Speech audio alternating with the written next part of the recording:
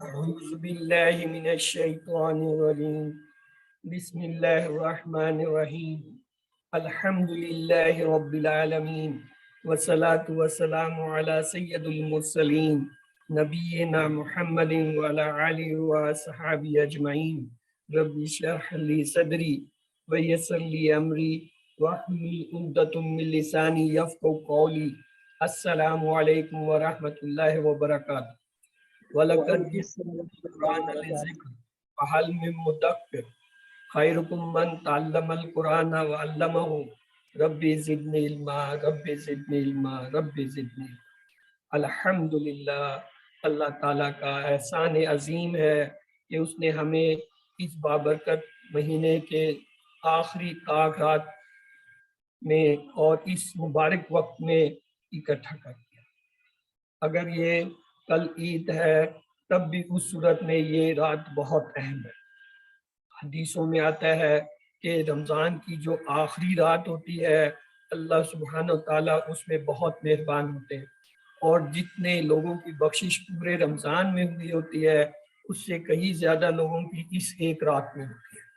اور یہ رات یوں سمجھی جاتی ہے جیسے ایک شخص جب مزدوری کر لیتا ہے اور مزدوری کرنے کے بعد اس کو مزدوری ملتی ہے، اسی طرح اللہ تعالیٰ سبحانہ جو ہے وہ اس پورے رمضان میں یہ جو محنت کی ہوتی ہے لوگوں نے، جو انہوں نے روزے رکھے ہوتے ہیں اور جو احسار کیے ہوتے ہیں، اس کا بدلہ دیتے ہیں۔ تو یہ رات اس لحاظ سے بھی اہم ہے اگر یہ آخری رات ہے، اور اگر یہ آخری رات نہیں ہے تو تب بھی یہ طاق راتوں میں سے تو ہے، چاہے جو بھی ہو۔ اور ہمارے لیے یہ اس لحاظ سے اہم ہے، الحمدللہ ہم نے یہ پورا ماہ جو ہے وہ اس وقت بھی گرامر کو سیکھنے کے لیے اس وقت میں جو ہے وہ اپنے جاگنے اٹھنے اور تمام معمولات تھے ان کو ترک کر کے جو ہے ہم نے جو ہے وہ حصہ لیا۔ تو آئیے اس اہم کلاس کو شروع کرتے ہیں۔ آج کی اس کلاس میں ہم نے اسماء مشتقہ اور صفہ اور جو ہے آلات جو ہے وہ دیکھنے ہیں، لیکن اس سے پہلے میں آپ کو ایک سمری دے دوں کہ ہم نے اس پورے مہینے میں پڑھا کیا ہے اور وہ کتنا جو ہے رہ گیا۔ ہم نے جو ہے شروع کیا تھا اسم کے 4 پہلو سے، الحمدللہ ہم نے پورا کر لیا۔ مرکبات میں مرکبات ناقصہ اور جملہ اسمیہ ہم نے پڑھے۔ مرکبات میں ہم نے جو ہے مرکب عطفی، مرکب اضافی، مرکب توصیفی، مرکب جاری یہ پڑھ لیے۔ صرف مرکب اشاری اور عددی جو ہے وہ رہ گئے جو ہم نہ پڑھ سکے۔ دوسرے حصے میں ہم نے فعل کی اقسام پڑھنی تھی۔ الحمدللہ فعل ماضی، مضارع، امر و نہیں ہم پڑھ چکے، اور بواب ثلاثی مجرد اور مزید فی کا بھی ہم نے کچھ حصہ کور کیا، اور جملہ فعلیہ کو بھی جو ہے ہم نے دیکھ لیا۔ اور جو آخری حصہ ہم نے اس میں کور کرنا تھا وہ اسماء مشتقہ جو کہ آج ہم کریں گے، اور غیر صحیح افعال جو ہے وہ رہ گئے، وہ کبھی اگر موقع ملا اللہ نے ہمت دی تو اس وقت کر لیں۔ اب آپ کے لیے جو ہے جو سنجیدہ حضرات ہیں اور سنجیدگی سے اس ہی کورس کو کرنا چاہتے ہیں ان کے لیے میں 2 نام پیش کرتا ہوں۔ ایک ہے سہیل عامر فرام فیصل آباد سے پروگرام کرتے ہیں، ان کے انٹرنیٹ پہ جو ہے ریکارڈڈ پروگرام موجود ہیں، انہیں سنیے۔ دوسرے جو ہے آصف حمید لاہور سے کرتے ہیں، یہ دونوں انجمن خدام کے جو ہے نا وہ پرانے استاذہ ہیں اور بہت اچھا پڑھاتے ہیں۔ تو آپ اپنی دہرائی کرنا چاہتے ہیں، اسی کورس کو دوبارہ کرنا چاہتے ہیں، مزید بہتری کرنا چاہتے ہیں، جو کمزوریاں کوتاہیاں ہم سے رہ گئی ان کو طے کرنا چاہتے ہیں، تو ان میں سے کسی ایک کو جو ہے شروع کر دیجئے، اور وہ ان کے جو ہے نا وہ لیکچرز کو وہاں سے انٹرنیٹ سے ڈاؤن لوڈ کریں یا وہیں پہ دیکھ لیں۔ دوسرا طریقہ یہ ہے کہ چونکہ اب آپ لوگوں نے گرامر کے بیسک حصے کی کچھ چیزوں کو سیکھ لیا ہے، اور جو میری ایک باقاعدہ کلاس میں ہر ہفتے کرتا ہوں اپنے جو ہے اسسٹنٹ قرآن ٹیچرز اور جو ہے اچھے طلباء کے لیے، آپ اس کو بھی اٹینڈ کر سکتے ہیں، لیکن وہ ہفتے میں ایک بار ہوا کرے گی، آدھے گھنٹے کی کلاس۔ میں یہ کروں گا کہ جب بھی وہ کلاس ہوگی اور جو بھی اس کا وقت طے ہوا کرے گا وہ جو ہے آپ سے شیئر کریں۔ ویسے تو وہ کلاس جو ہے اس کا وقت جو ہے فکس ہے 7 سے 7:30، لیکن یہ جو 2 ہفتے ہیں 15 مئی تک، اس میں وہ ہمارا ایک کریش QC1 جو ہے کورس میں نے رمضان میں شروع کیا تھا 24 جو ہے وہ اپریل کو، وہ جو ہے چل رہا ہے. اس کے ٹائمنگ 7 سے 8 ہے اور ممکن ہے تھوڑا سا 20 منٹ اوپر چل جائیں دورائی کی کلاس کی. تو اس کے اختتام پر اس کے پورا ہونے کے بعد جو ہے وہ انشاءاللہ 7 سے 7:30 یہی کلاس جو میری چل رہی ہے اس میں آپ اگر آنا چاہیں تو آپ کو جو ہے اجازت ہے. You are most welcome. تو آئیے آج کے جو ہے وہ سبق کا آغاز کرتے ہیں. الفاظ جو ہے ہم نے پڑھے تھے 3 قسم کے ہوتے ہیں، اسم، فعل اور حرف. حرف کو ہم نے علیحدہ سے ایک دفعہ دیکھ لیا تھا کہ 59 کے قریب جو ہے وہ اگر خاص حروف یاد کر لیے جائیں تو قرآن کے تقریباً سارے حروف اس میں آ جاتے ہیں. اب پیچھے اسم اور فعل رہ گیا، تو ان کو جو ہے 2 طریقے سے پڑھا جاتا ہے. ان کو ایک تو جامد اور ماخذ اور دوسرا ہے مشتق. مشتق کا مطلب ہے جس سے نکلا ہو، جس سے کوئی چیز نکل سکے. یعنی جامد تو ہے جو مخصوص ہے، اس سے کوئی چیز نہیں بن سکتی. مثال کے طور پہ ہم ایک لفظ دیکھتے ہیں کرسی. اب کرسی جو ہے یہ ایک فکس چیز ہے، فکس اسم ہے، اس سے کوئی اسم نہیں نکلتا. لیکن اگر اس کے مقابلے میں ہم کہیں صالحون، یہ بھی ایک اسم ہے، صفت ہے. اب اس سے بے تحاشا الفاظ نکلتے ہیں. یعنی صالحون سے جو ہے مذکر بھی بنتے ہیں، مؤنث بھی بنتے ہیں، واحد بھی بنتے ہیں، جمع بھی بنتے ہیں. کرسی کا صرف ایک ہے کہ واحد جمع. تو لہذا جو جس سے کوئی مزید الفاظ نہ نکلے وہ جامد ہوتے ہیں، اور جن سے کچھ نکلے ان کو مشتق کہتے ہیں. تو ہم نے مشتق جو ہے وہ نہیں پڑھا تھا، آئیے اسے دیکھتے ہیں. اسماء مشتق کی 6 صورتیں ہیں، 6 بنیادی حالت ہیں. پہلی کو کہتے ہیں اسم الفاعل، یعنی بغیر زمانے کے تعین کے کسی کام کو کرنے والے کا مفہوم دینے والا جو اسم ہوتا ہے اس کو اسم الفاعل کہتے ہیں. یہ آپ نے QC1 میں جو شارٹ ٹیبل آپ کو سکھائے تھے اس میں بتایا گیا ہوگا کہ جی پہلے 3 جو ہے حصے اس کے جو ہے افعال کے ہوتے ہیں اور آخری 3 حصے جو ہے وہ اسماء کے ہوتے ہیں، اور وہ اسماء اصل میں یہ اسماء مشتقہ ہوتے ہیں، یعنی اسم الفاعل. دوسرا ہوتا ہے اسم المفعول، یہ بھی وہ آپ نے پڑھا ہوا ہے، ایسا اسم جس میں کسی پر کام کے ہونے کا مفہوم ہو. تیسرا ہوتا ہے اسم الظرف، یہ آپ نے نہیں پڑھا کیونکہ یہ QC1 کے سلیبس میں نہیں ہے، یہ آگے جا کے QC4 میں یا 5 میں جو ہے طے کرتے ہیں. تو لہٰذا ایسا اسم مشتق جو کسی کام کے ہونے یا کرنے کا وقت یا اس کی جگہ کا مفہوم رکھے. ہاں اردو میں ہم اس سے آشنا ہیں، ظرف زمان اور ظرف مکان، یہ بھی اسم ہوتے ہیں. چوتھی حالت جو ہوتی ہے وہ اسم الصفہ.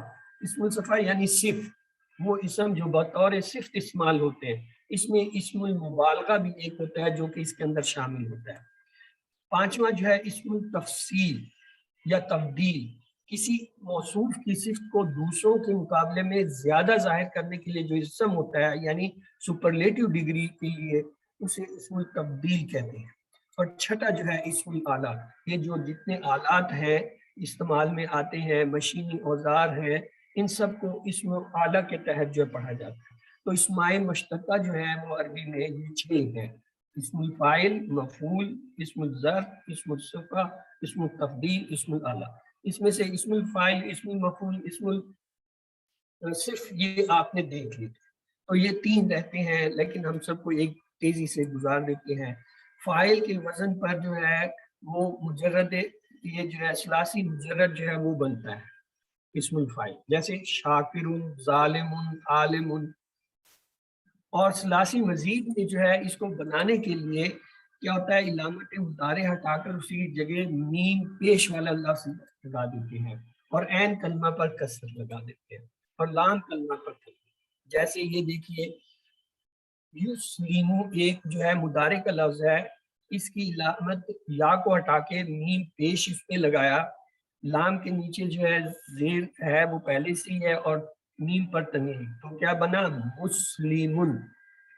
یا اسی طرح یدبرو جو ہے اسے کیا بنا مدبر.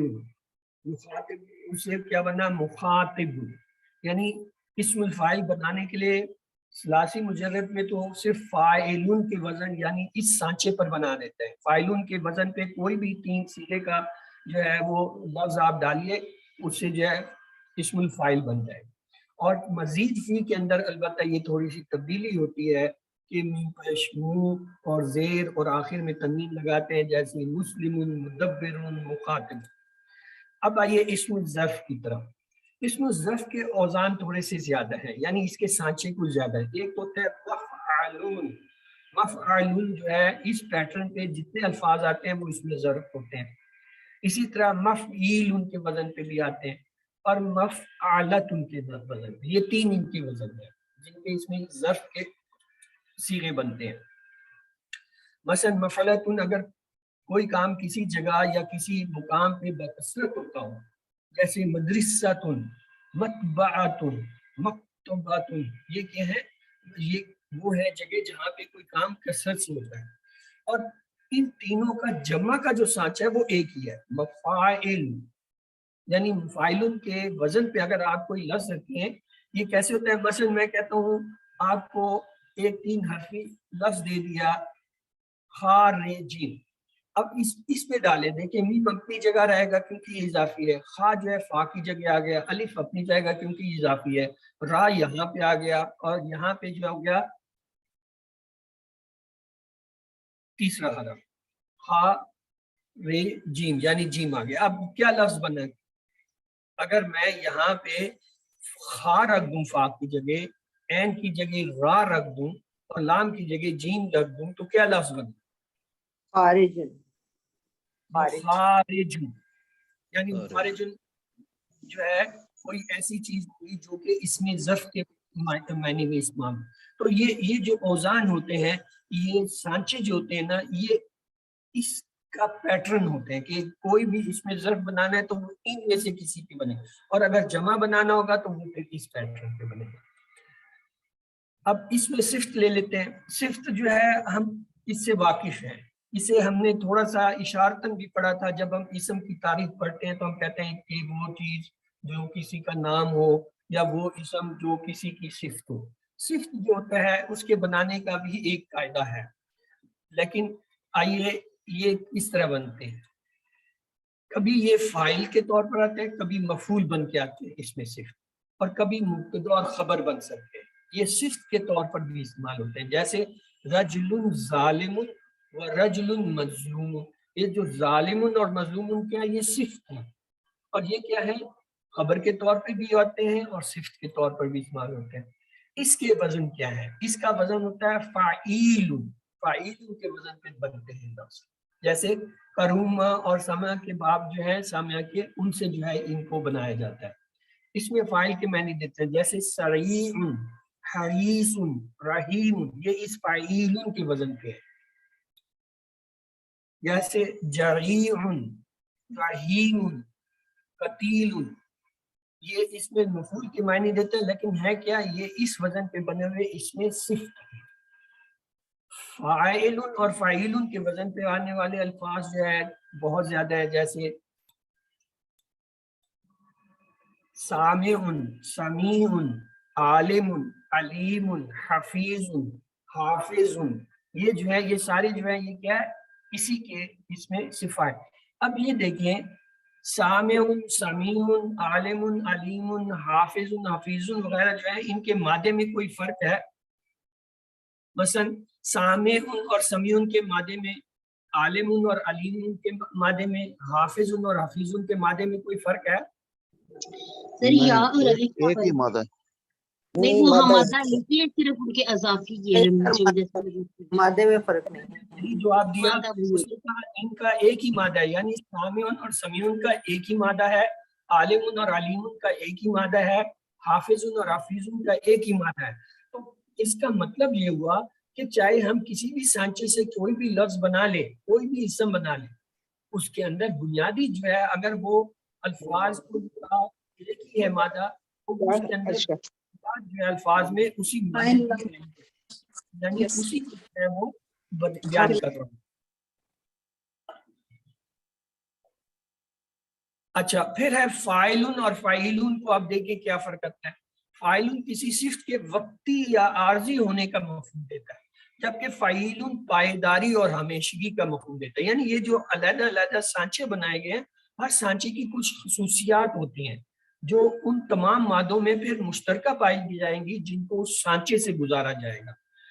اس کی یوں مثال لیں، اگر سانچہ جو ہے وہ لوٹے کا بنا ہوا ہے، اب اس میں سے جو بھی مادہ ہم گزاریں گے وہ لوٹے کی شکل کا آئے گا، اور اگر سانچہ بنا ہوا ہے وہ جو ہے کسی گلاس کا بنا ہوا ہے تو اس میں سے جس مادے کو بھی گزاریں گے وہ گلاس کی شکل میں آئے گا۔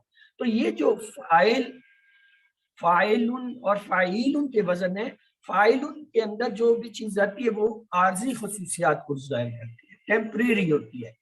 مثلا ہنسنا ایک خوبی ہے، ایک صفت ہے ہنسمکھ، لیکن یہ ہنسمکھ ہمیشگی نہیں ہے، کسی وقت ہوگا اور کسی وقت نہیں ہوگا، تو اس لیے وہ جو ہے فاعل جو ہے عارضی ہوگا۔ اس کے مقابلے میں یہ فرض کر لیں ایک بندہ ہے وہ جو ہے خوبصورت ہے، اور وہ جب سے ہے اور جب تک ہے وہ خوبصورت رہے تو یہ کیا پائیداری ہوگی، لیکن اگر وہ عارضی ہے پھر وہ بھی جو ہے فاعل میں آ جائے گی۔ تو اس کے اسم کے فعل جو ہے فاعل عارضی اور ہمیشگی کے لیے جو ہے فاعل، جیسے بھوکا پیاسا ناراض، یہ کیا ہے عارضی خصوصیات ہے۔ فرح تعاون عاشر، یہ اکڑنے والا، یہ کیا ہے عارضی ہے۔ یہ دیکھیے خلاصہ اس کا کیا ہے، فاعل، اس میں فاعل اور مفعول کے طور پہ اور عارضی صفت ہوتی ہے۔ فاعل جو ہے رحیم طویل قتیل کے وزن پہ، اور اس میں خصوصیات جو ہیں وہ ہمیشہ کے لیے ہوتے ہیں۔ جیسے اللہ تعالیٰ کے لیے جب ہم کہتے ہیں الرحمن الرحیم، تو وہاں رحیم کے ہم آپ کو میں نہیں بتاتے ہمیشہ کے لیے مہربان، ہمیشہ سے مہربان، وہ فاعل کے وزن پہ آیا ہوا ہے۔ طویل، کوئی چیز لمبی ہے تو وہ ہمیشہ لمبی رہے گی۔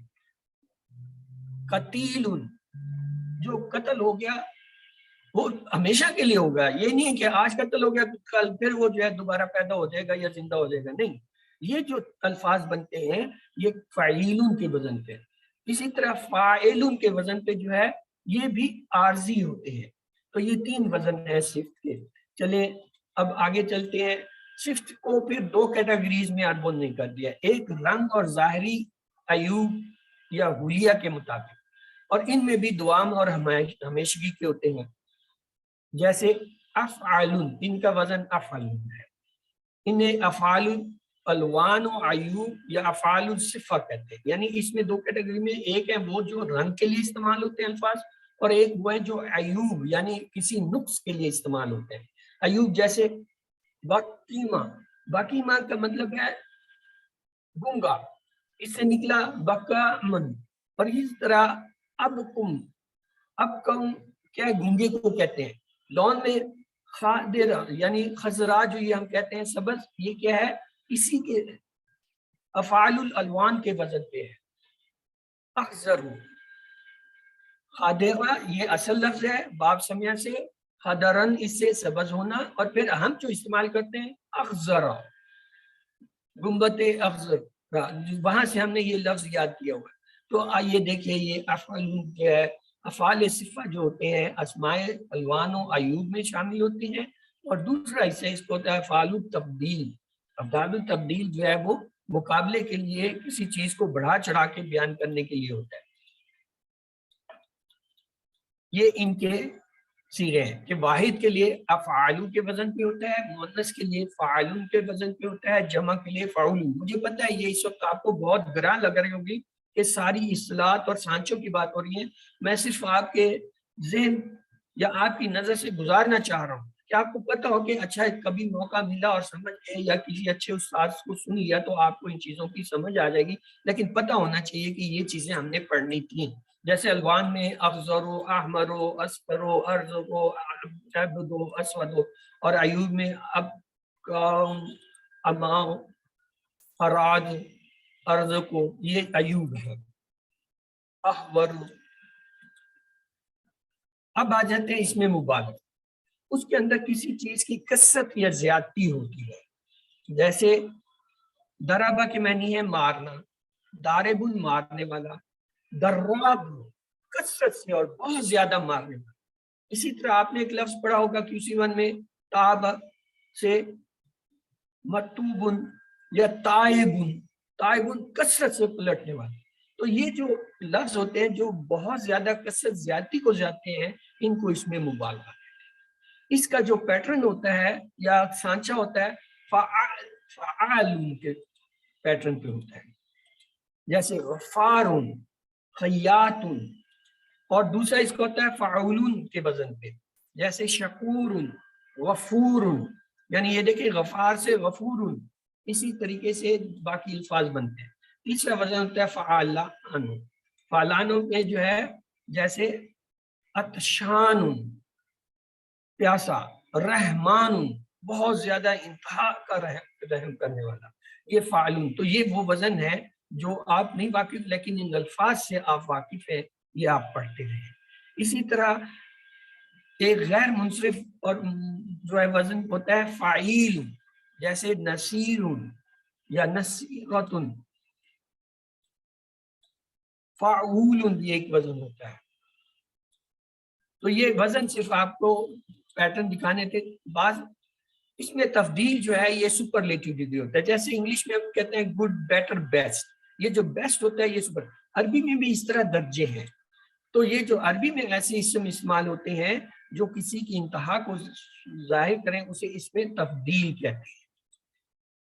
تو اس میں مبالغہ کے اندر اور اس میں تبدیل میں فرق کیا ہے؟ اس میں مبالغہ میں جو بھی صفت ہوتی ہے وہ کسی بھی تقابل کے بغیر موصوف میں ہوتی ہے، یعنی اس کا کسی سے مقابلہ نہیں کیا جا رہا ہوتا، کثرت کا اظہار ہوتا ہے۔ لیکن اس میں تبدیل، جیسے صدیق، فرحان، فرحان بہت زیادہ، صدیق بہت زیادہ سچا، مقابلہ نہیں ہے کسی سے۔ جیسے یہ لڑکا بہت اچھا ہے، لڑکے کی تعریف ہے کہ بہت اچھا ہے، یعنی اس کو کثرت سے دیا، لیکن اس کا کسی سے مقابلہ نہیں دیا، تو ایسے اسم کو اس میں مبالغہ۔ اور اس میں تفضیل میں کیا ہوتا ہے؟ اس کو کسی دوسرے سے مقابلہ کرایا جاتا ہے، جیسے اسد سب سے سچا، افرح سب سے زیادہ خوش، یہ لڑکا سب سے اچھا ہے، یعنی اب مقابلہ ہو گیا۔ پہلے وہ اکیلا تھا، یہ لڑکا اچھا ہے، کوئی فرق نہیں تھا کہ دوسروں سے کتنا اچھا ہے یا برا ہے، اب یہاں کا کیا ہو گیا؟ مقابلہ۔ تو اس میں مبالغہ اور تبدیل میں تھوڑا سا فرق ہوتا ہے۔ وہ فرق یہ ہوتا ہے اس میں مقابلہ کیا جاتا ہے، کسی دوسری چیزوں کی نسبت جو ہے سپرلیٹو ڈگری کو لایا جاتا ہے، اس میں جو ہے وہ مقابلے کے بغیر جو ہے سپرلیٹو ڈگری یا جو ہے کثرت کو ظاہر کیا جاتا ہے۔ تفضیل کے اوزان جو ہے وہ افعال، فلا، افعال، یہ مثالیں ہیں یہاں پہ میں نے آپ کو دکھا دی ہیں، ریکارڈنگ میں ان کو دیکھ لیجئے گا۔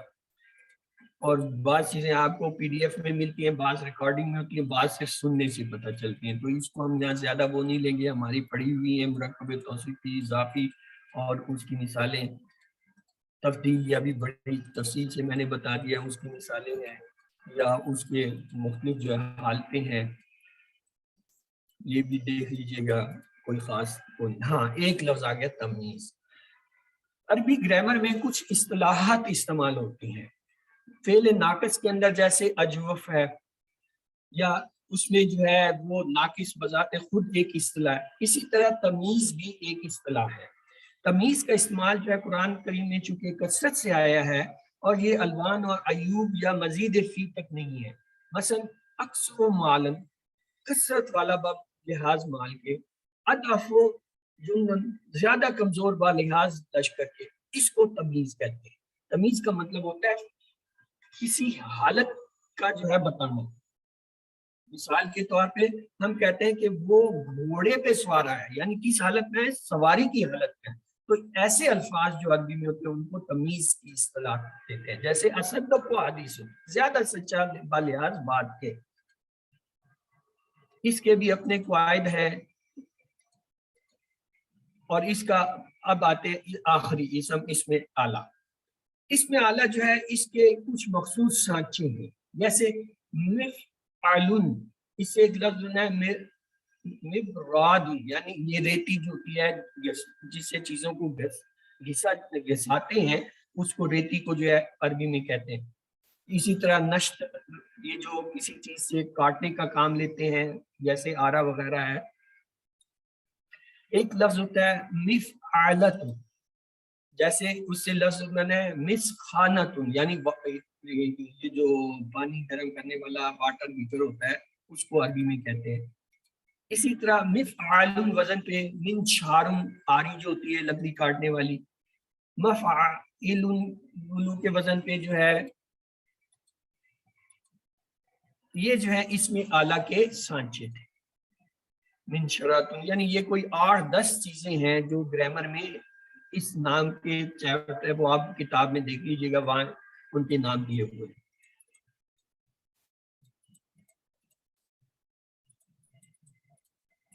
यस, ये एक एक्सरसाइज है, आप कर लीजिएगा कि अफ़आल के वजन पे जो है वो कैसे बनते हैं। मसलन अफ़आलु है तो ये क्या हो जाएगा, नस्ब में अफ़आला अलिफ लगा के जबर लगा देंगे, और जर में क्या होगा अफ़आली। ये वो आपको बताए हुए हैं नस्ब जर कैसे बनाते हैं, तो इनकी एक्सरसाइज कर लीजिएगा। ये आपके लिए पैटर्न भी दिया हुआ है, ये पैटर्न यहाँ पे आपके आ जाएंगे। खुलासा क्या है, इसमें सिर्फ जो होती हैं वो एक किस्म जो रंग और जाहिर अयूब के या हुलिया के मायने में होते हैं, और उनके वजन अफ़आलु जैसे वक़ीमा या बिक़ामा या उससे मिलते जुलते अब का जो है लफ्ज आता है। लौन में जो है जैसे रंगों में फिज़रा या अखज़रु वगैरह, अफ़आलु के वजन पे ये एग्जाम्पल है, इनको आपने अपने तौर पे स्टडी करना है। यस, ये अरबी उर्दू के अल्फाज आप देख लीजिएगा, तर्जुमा मैंने इसमें डाल दिया है आपके लिए।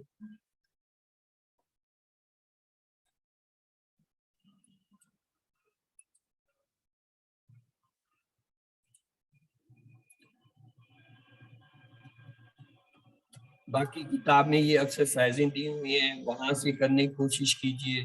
कोई मसला होता है, कुछ होता है, तो आप पर्सनल भी हमसे पूछ सकते हैं। तो आइए सबक की दुआ तो हम कर लेते हैं कि अल्लाह ताला हमें कुरान को पढ़ने, समझने, गौर करने, याद करने, अमल करने, फैलाने की तौफीक दे। सुभान अल्लाह व बिहम्दी, सुभानक अल्लाहुम्मा व बिहम्दिका, नशहदु अल्ला इलाहा इल्ला अंता, नस्तगफिरुका व नतूबु इलैक। और अब हम आते हैं आज की इख्तितामी दुआ के बारे में।